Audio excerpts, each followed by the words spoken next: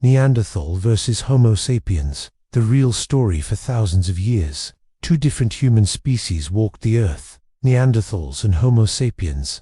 They weren't just separated by geography or biology, they represented two paths of human evolution, but only one survived.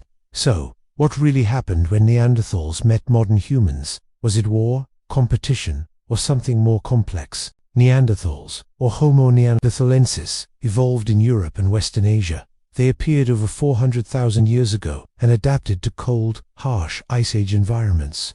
They were stocky, strong, and physically powerful, built to survive in difficult conditions. Meanwhile, Homo sapiens evolved in Africa and began spreading out around 70,000 years ago. By around 45,000 years ago, they had entered Europe, the territory of the Neanderthals. This marked the beginning of a crucial overlap between the two species. For decades, it was believed that Neanderthals were inferior.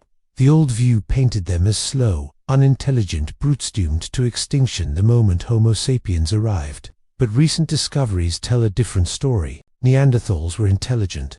They made complex tools, used fire, hunted in groups, and likely spoke in some form of language.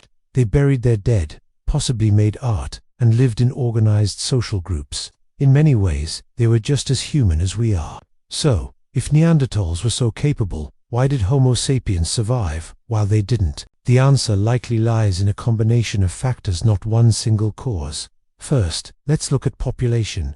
Homo sapiens lived in larger, more connected groups. This helped spread new ideas, tools, and technology more quickly.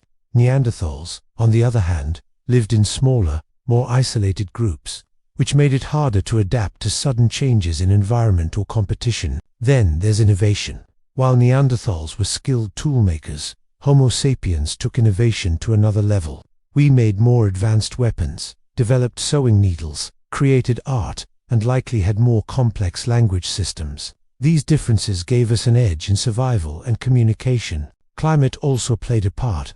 Around the time Neanderthals began to decline, Europe experienced drastic climate shifts. Food sources may have become scarce, and hunting territories more competitive. Modern humans may have been better equipped to adjust and move with changing conditions. And yes, the two species did meet and mix.